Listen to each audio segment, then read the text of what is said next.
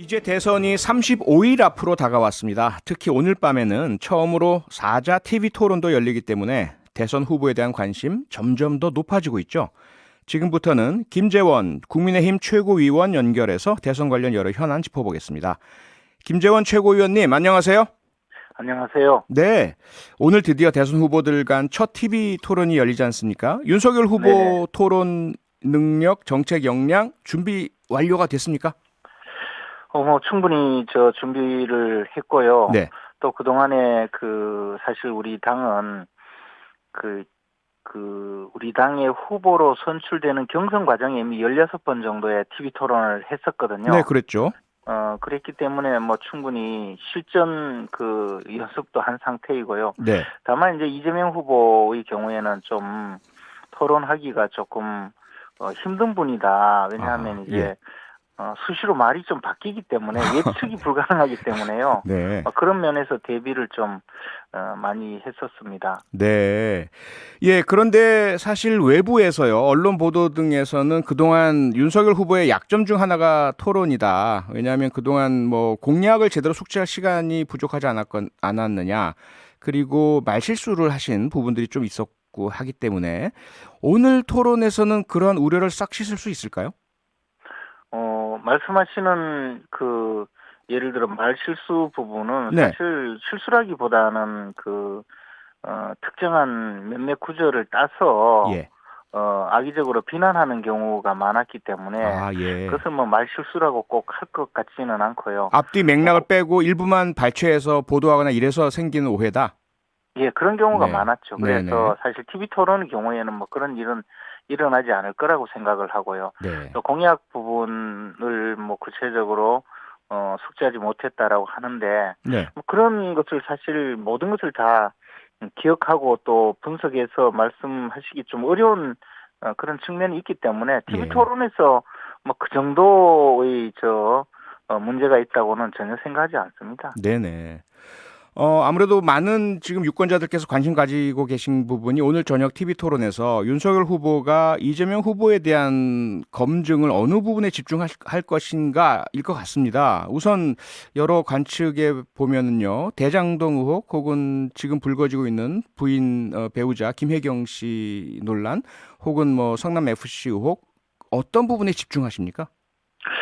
여러 가지 있는데요. 지금 말씀하신 것 중에서 그래도 대장동 의혹이 제일 국민들이 아직까지도 관심 있는 분야이긴 하고요. 네. 오늘 이재명 후보자의 배우자 김혜경 씨의 법인카드 사용이라든가 또는 경기지사 시절의 직원들에 대한 네. 전반적인 갑질 논란은 상당히 좀 충격적이었거든요. 네. 이 부분에 대해서도 한 번쯤은 짚고 넘어가야 되지 않을까 생각합니다. 네. 네, 지금 윤석열 안철수 후보 간 단일화 계속해서 이제 양 후보 측은 선을 긋고 있습니다.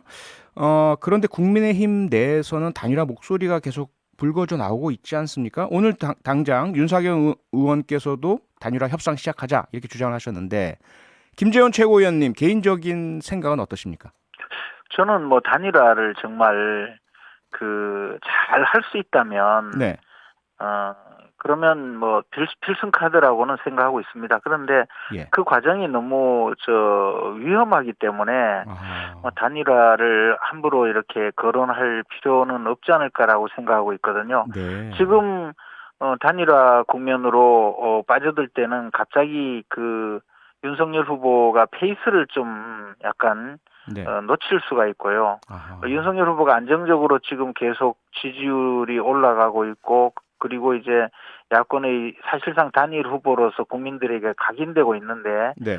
단일화라고 하는 것 자체가 결국은 그런 새로운 야권의 실질적인 단일 후보인 점을 조금 네.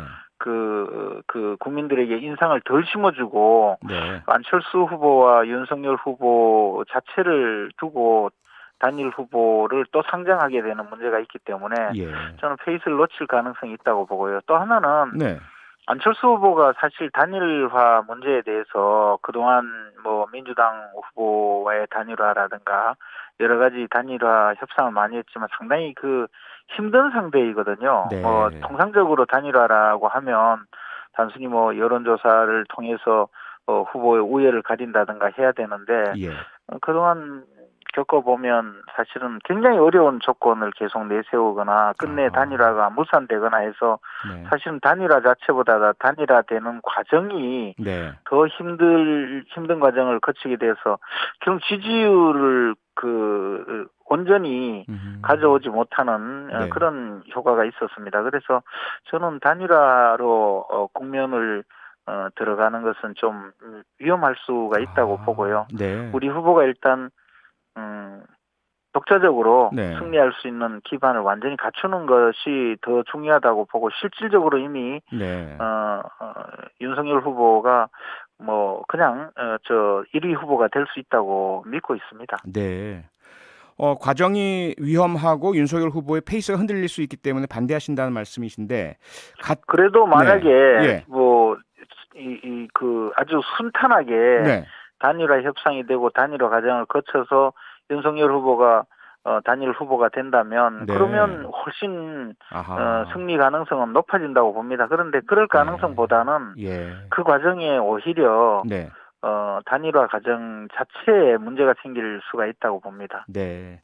그런 위험을 우려해서였겠죠. 이준석 국민의힘 대표가요, 지난해 11월에 안철수 후보와의 단일화를 요구하면서 누구든지 거강권 행세를 하면 해당 행위로 징계하겠다라고 경고를 했는데, 그렇다면 지금 윤상현 의원의 단일화 협상 주장은 이 해당 행위에 해당합니까?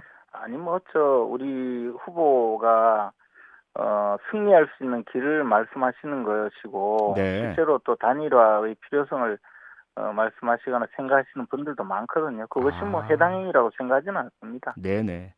네, 앞서 오늘 TV 토론에서 검증 대상, 이재명 후보 검증 대상 중에 부인 김혜경 씨 경기도지사 시절 불거진 논란 말씀을 주셨는데, 오늘 이재명 후보가 사과를 했지 않습니까? 김혜경 씨도 네. 입장문을 냈고요.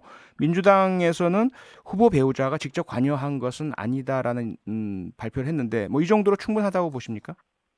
그건 정말 우스운 이야기죠. 아니 내용을 보면 예. 김혜경 씨가 요구하지 않고는 있을 수 없는 일이잖아요. 그런 모든 내용들이. 네. 이건 사실 사극에 나오는 해경국 마마가 무수리한테 불러서 일 시키는 것도 아니고 아하. 7급 공무원을 몸종 부리듯이 부린 것 아닙니까, 사실상. 이건 그냥 단순히 비난을 받을 문제가 아니고 네. 형사처벌 대상이거든요. 너무나 명백한 범법행위라는 것이죠. 그런데 그것을 시키지 않았다는 이런 황당한 이야기를 해가면서 국민들에게 믿으라고 하면 네. 저 민주당이라는 정치 집단은 도대체 어떤 생각을 갖고 있는지 저는 의문이 갑니다. 아니 그러면 네. 시키지도 않았는데 소고기를 그것도 10만 원이 넘는 소고기를 들고 집에 갖다 준다는 말입니까? 그럼 말이 안 되잖아요. 그것도 네. 결국은 경기도 법인카드로 지출을 했잖아요. 네네. 우선 비서관 변모 씨가 사용한 법인카드 내역 전체를 아마 조사를 하면 상당히 많은 불법행위 내지 네. 범죄행위가 드러날 것이라고 생각합니다. 네, 그래서 그 부분을 이재명 후보가 감사를 통해서 진상 규명을 하고 나서 문제가 나온다면 책임지겠다 이렇게 이야기한 것은 적절합니까? 대선이 얼마 남지 않았으니까 네. 그런 식으로 빠져나가시려고 하는데 지금 네. 당장 이재명 후보자 재임 기간 근 4년 가까이 되는 재임 기간 내의 법인카드 내역서를 전부 제출을 해야 돼요. 곧바로 공개를 하면 됩니다. 아하, 예. 네? 그래서 법인카드 사용한 내역이 있을 거거든요. 비서실에서. 네. 그럼 그것을 모두 4년치 곧바로 은행에 카드 회사에 이야기하면 최근 5년치는 한두 시간 내에 몽땅 출력을 해서 주거든요. 네. 그럼 그것을 언론에 공개를 하고 네. 검증을 받아야 돼요. 지금 무슨 감찰입니까? 그리고 곧바로 형사처벌 대상이 될 가능성이 많다는 거죠. 이런 것이. 네. 그래서 국민의힘에서는 검찰에 고발을 하셨죠? 제대로 이재명 후보가 자꾸 감찰이네 이런 이야기를 하니까 검찰에 네. 고발을 했는데 저는 이재명 후보가 정말로 조금이라도 국민에게 책임감이 있다면 지금 당장 5년치 경기도지사 시절에 경기도지사실에서 사용한 5년치의 법인카드 내역을 전부 공개를 하면 예. 그러면 그것이 쉽게 입증이 될 수 있으리라고 보고 있습니다. 네. 민주당 측 특히 송영길 대표의 이러한 주장은 어떻게 생각하십니까? 김혜경 씨에 대한 수사 주장에 앞서서 김건희 씨 수사부터 제대로 하자. 이 주장은 어떻게 판단하십니까? 뭐 도둑이 매를 든다는 이야기도 있고 북한에서는 뭐 삶은 소대가리가 하늘 보고 웃는다는 이야기도 하던데 뭐 그냥 뭐 하다 안 되니까 뭐 별소리 다 하는 거죠. 뭐 일고의 가치라도 있겠습니까? 그런 이야기가. 일구의 가치도 없다. 예. 예. 그리고 오늘 아마 TV 토론에서요. 이 문제도 무척 뜨거울 것 같은데요. 사드 배치요. 최근 윤석열 후보가 사드 추가 배치 우리 예산으로 구입하자 이렇게 말씀을 하셨는데 민주당에서는 경제와 평화를 볼모로 불장난을 하는 거냐 상당히 위험하다라는 반발이 나왔습니다. 어떻게 보십니까? 그분들 박근혜 정권에서 사드 배치할 때도 뭐 사드 배치하면 경제가 망하느니 뭐 온갖 소리 다 했지 않습니까? 예. 지금 사드 배치할 때 완전하게 그 당초 계획대로 배치가 된 것이 아니거든요. 네. 그래서 사실 사드 체계가 온전하게 방어 체계로 작동하기 위해서는 추가적인 도입이 필요하다는 것은 안보 전문가들의 공통된 지적이고 네. 뭐 그런 안보를 생각하고 또 특히 최근에 그 북한이 계속 미사일 발사 실험을 하는데 네. 그 고고도 미사일로 만약에 그 도발을 해온다든지 할 경우에는 사드밖에 그 대적할 수 있는 길이 없기 때문에 사드 예. 배치를 강화하는 자체는 맞다고 봅니다. 네. 이 부분은 어떨까요? 1차 사드 배치 때 중국에서의 한한령이라든지 경제 제재, 무역 제재 때문에 많은 분들이 피해를 입으셨다 이런 보도들이 이어졌었는데 중국 측으로부터의 반발 때문에 발생할 수 있는 경제적 손실 이 부분은 어떻게 보세요?